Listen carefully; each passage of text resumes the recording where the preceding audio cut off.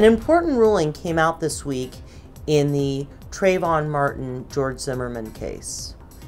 A 3-judge appellate panel ruled that Judge Lester, who had been presiding over George Zimmerman's case, must recuse himself from the case. So Ryan, if you could please share with our viewers what happened, what kind of ruling was it?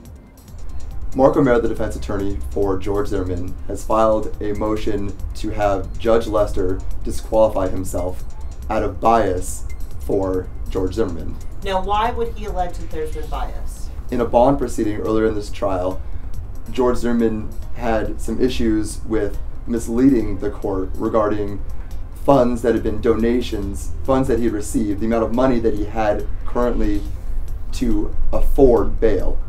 Now, there had been some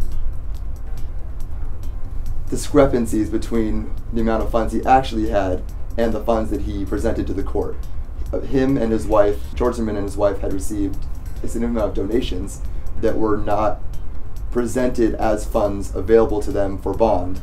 And didn't they also speak in code when they were on the phone with each other, talking about the amount of money that... There was a conversation with his wife on the phone in which they discussed small amounts of money that in their code was code for larger amounts of money that they had in their possession. So they're misleading the judge as far as the amount of money they had in order to receive a lower bail amount. Okay, so the judge did find, and there was evidence, that they had in fact presented some false information. Is that correct? That is correct.